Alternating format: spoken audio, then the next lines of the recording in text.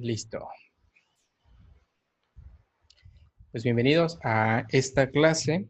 En esta ocasión pues vamos a ver lo que es la NIF B3. Esta NIF hace referencia al estado de resultados. Propiamente el título de esta NIF es Estado de Resultados Integral. Y solo para recapitular, aparte de lo que ya vimos en la sesión relacionada con la NIF A5, que fue elementos básicos de los estados financieros. Las empresas lucrativas son quienes emiten este tipo de estados financieros. Las no lucrativas, por su parte, emiten un documento que se llama estado de actividades. Esta NIF, pues obviamente tiene su NIF particular, que es muy similar, pero tiene ciertas características que si tenemos tiempo, si tenemos oportunidad, pues vamos a verlas más adelante. De pronto, pues vamos a enfocarnos a las empresas o entidades lucrativas. Y solo para recapitular o tomar en cuenta es que esta NIF, perdón, esta NIF tomó, perdón, este estado financiero toma de base lo que es la NIF A3, es decir, las necesidades básicas de los estados financieros, la NIF A4, sus características, en este caso las cualitativas, la NIF A5, los elementos básicos, y la NIF A7, relativos a la presentación y revelación de la información. Entonces, ¿qué nos dice o la definición como tal encontrada o que tenemos dentro de la NIF A5 respecto al estado de resultados? Pues no es más que aquel estado que nos muestra información relativa a las operaciones de una entidad durante un periodo contable. Enfrentando ingresos con los costos y gastos, básicamente para determinar si lo que ingresó a la empresa menos lo que tuvo que gastar, pues si le ha dado una utilidad o una pérdida. Entonces el concepto sigue siendo para determinar una utilidad o pérdida neta, así como el resultado integral del periodo. También para su elaboración está el estado de resultados, pues toma de base, o mejor dicho, nos sirve a partir de ahí, pues para atender a la NIFA 3, que es necesidades básicas de los estados financieros, específicamente el tema de los indicadores financieros. ¿Qué podemos a partir de esta información que nos arroja el estado de resultados? Pues entender todo lo relacionado con la eficiencia operativa, la rentabilidad, el riesgo financiero, el grado de solvencia y por último la liquidez de la entidad. Entonces,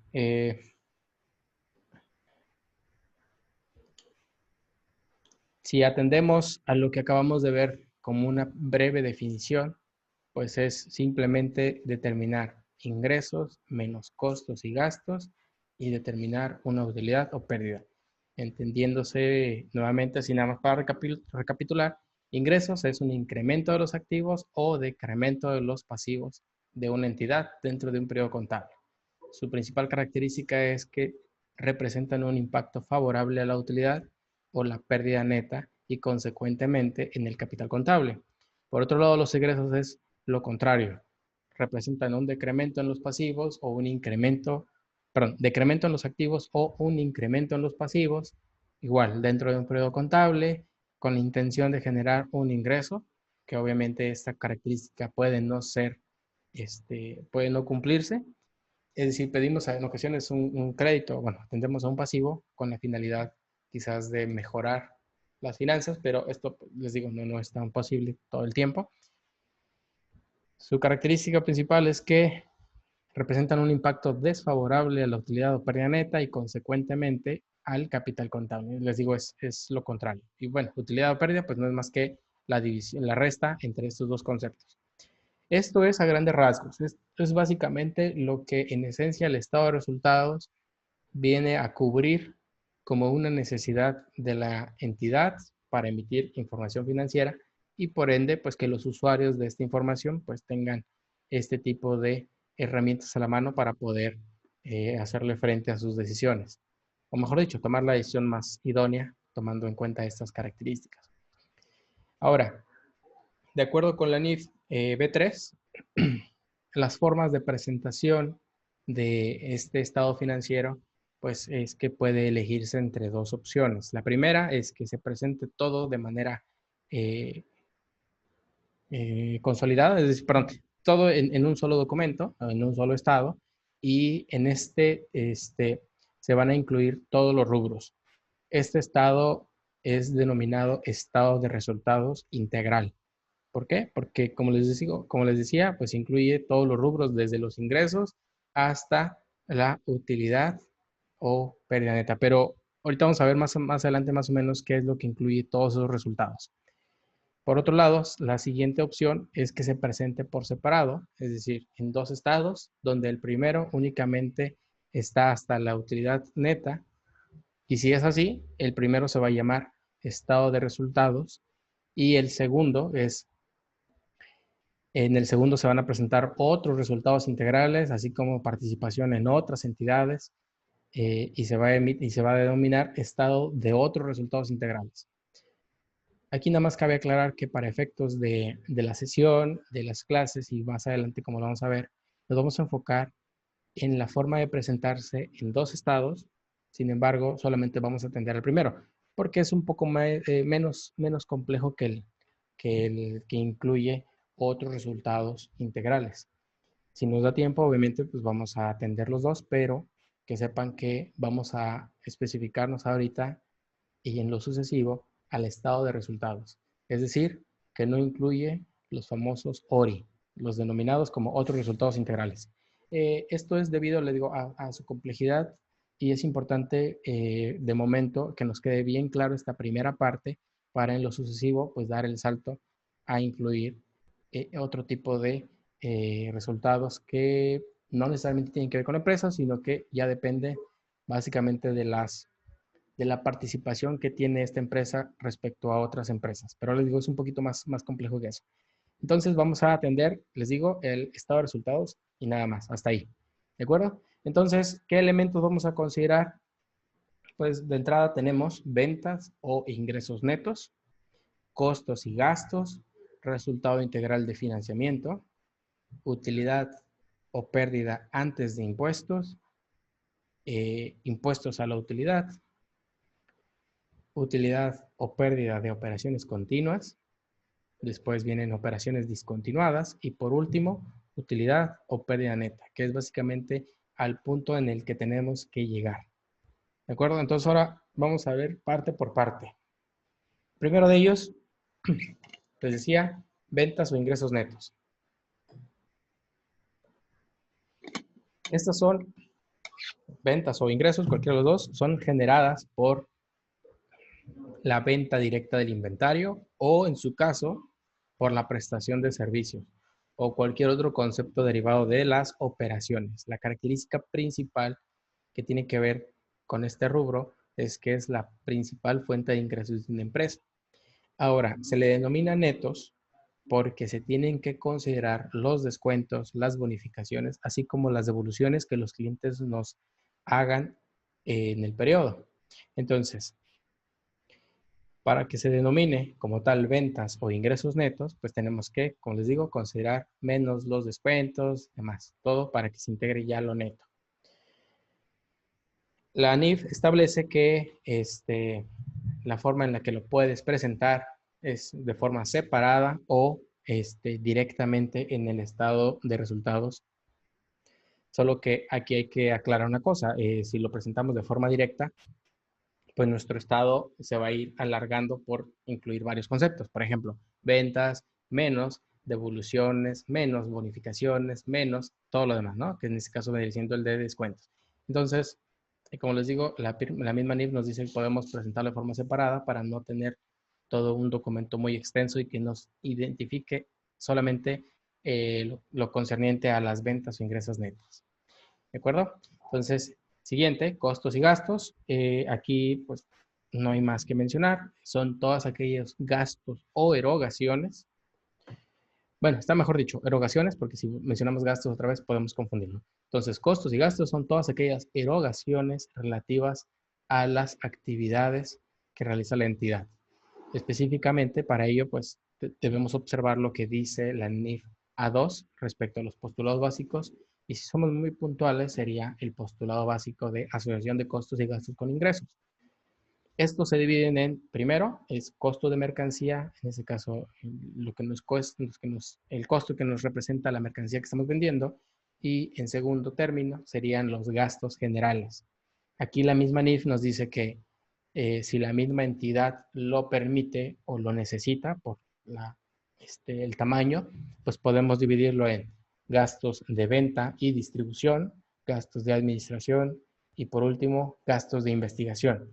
Los primeros, que en este caso los de venta y de distribución, pues son todos aquellos gastos que necesitamos hacer para comercializar nuestros bienes o servicios, ¿sí? Es todo aquel esfuerzo económico que tenemos que hacer para hacerle frente a este tipo de gastos. Por otro lado, los administrativos son aquellos que se incurren dentro de la entidad para controlar sus propias operaciones. Y ya por último, en el de investigación son los que se desprenden por llevar a cabo alguna búsqueda de alguna nueva alternativa o cuando se esté desarrollando un nuevo producto o servicio. Ya les digo, va a depender del tamaño de la empresa, pero en términos generales podemos dividirlos en esos. ¿De acuerdo? Si no es necesario, no hay por qué tener todos estos rubros, sino que podemos simplemente todos encasillarlos en gastos generales. Pero ya va a depender, como les digo, del tamaño y de las necesidades de la empresa. Siguiente, resultado integral de financiamiento. Esto tiene que ver con todas las actividades relacionadas o todas las actividades financieras. Aquí, entre otros conceptos, vamos a encontrar intereses pagados, que son gastos, intereses cobrados, que representan para nosotros un ingreso, fluctuaciones cambiarias, cambios en el valor razonable de los activos o pasivos financieros. Y aquí mencionar nada más como característica que dice la NIF, que cuando que esto obviamente tiene que ver, como les decía al principio, tiene que ver con las actividades financieras. Ahora, ¿qué pasa si estamos hablando de una empresa que su principal actividad sea la de otorgar recursos y que por ende cobra intereses? Si esto representa su principal actividad, un ejemplo directo, una institución financiera o un banco, pues obviamente deja de formar parte del resultado integral y se va al rubro anterior, al de ingresos netos. ¿De acuerdo? Nada más hace mención la NIFES que cuando se trata de entidades que a eso se dediquen o que su principal fuente sea precisamente el cobrar intereses, pues deja de formar parte de este rubro, es decir, deja de formar parte del resultado integral del financiamiento y se va un renglón más arriba, o dos renglones más arriba en este caso. ¿De acuerdo? Entonces, dentro del mismo resultado, nada más mencionar que existen otros dos conceptos que integran el resultado integral de financiamiento, ganancia o pérdida en reclasificación de evaluación de activos financieros, y por último, resultado por posición monetaria. Este último pues tiene que ver con el tema de de la paridad cambiaria cuando realizamos operaciones en una moneda extranjera, ya sea dólares, euros o demás, y que al momento de llevar a cabo en su reconocimiento, pues existe una cierta diferencia con el momento en el que se devengó. Entonces, aquí nada más mencionar que este resultado puede ser positivo o negativo dependiendo qué haya más. Por ejemplo, si por un lado tenemos intereses pagados y son superiores a los ingresos que hemos generado o cobrado por las inversiones que llegamos a tener, pues obviamente el resultado sería negativo y por ende se tiene que restar. Más adelante pues vamos a ver un ejemplo. Siguiente, utilidad o pérdida antes de impuesto. Bueno, aquí no hay mucho que explicar, es aquella utilidad después de que hemos disminuido lo que son el resultado integral del financiamiento antes de llegar al tema de los impuestos. Y la definición nos dice, es importe que resulta de enfrentar ingresos, costos y gastos, aquí paréntesis, considerando también el resultado integral de financiamiento sin considerar los impuestos a la utilidad. No hay más. Después viene el rubro impuestos a la utilidad, que aquí son impuestos que, que son determinados conforme a la normatividad aplicable y por ende lo que tenemos que observar es la ley de impuestos sobre la renta. Respecto a esto, la NIF establece, la NIF D6, que hay una NIF muy especial, que es la NIF D4, que se llama Impuestos a la Utilidad, que básicamente nos dice cuál es el tratamiento que se le tiene que dar o cuáles son algunas consideraciones extras. Entonces, siguiente, ya nada más, ya estamos terminando respecto a los conceptos, es utilidad o pérdida de operaciones continuas. Y la misma NIF nos dice que resulta de la operación de de disminuir la utilidad o pérdida antes de impuestos, menos, obviamente, el impuesto a la utilidad. Entonces, en caso de no existir, aquí establece la NIF que en caso de no existir el siguiente rubro que vamos a ver más adelante, que es operaciones discontinuas, pues este rubro de operaciones continuas pasa a ser considerado como utilidad o pérdida neta. ¿Ok? Ahora, el concepto de operaciones discontinuas. Ahorita lo vamos a ver todo de manera conjunta para que no nos vayamos a perder, pero de pronto nada más es importante mencionar cada uno de estos. Entonces, operaciones discontinuas, pues se entiende como aquella operación discontinuada, el proceso de interrupción definitiva de una actividad de negocios significativa para la entidad.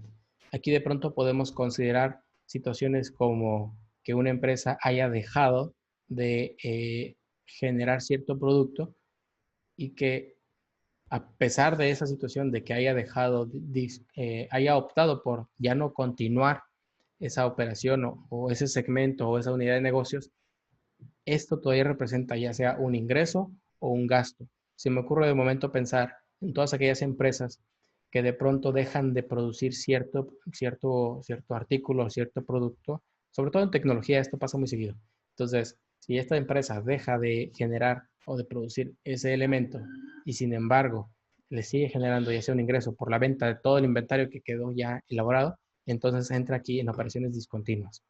También aplica con el tema de los costos o gastos que se sigan generando por ese segmento o esa unidad de negocios o por esa, pues no sé, también puede ser un segmento geográfico, es decir, una sucursal o etcétera, ¿no? Entonces, son todas aquellas situaciones en las que ya no se está considerando como una operación regular de la empresa, sin embargo, por su naturaleza sigue generando un ingreso o un gasto. Entonces, aquí es donde caen. ¿De acuerdo? Y nada más mencionar otra vez que tiene la misma situación que el resultado integral de financiamiento, puede ser positivo o negativo. Va a depender obviamente de si, qué es mayor, si el ingreso o el egreso derivado de este rubro. Y ya por último, respecto a los conceptos que hemos estado viendo, es utilidad o pérdida neta. Pues ya esta misma definición dice que se entiende como operación discontinuada. Perdón, aquí se me pasó modificar esa parte. Pero, hace referencia a que es el resultado de disminuir la utilidad o pérdida de operaciones continuas, en su caso, las operaciones discontinuadas. Ya es como el último renglón. Solo para que quede más estructurada la información, tendríamos esta estructura.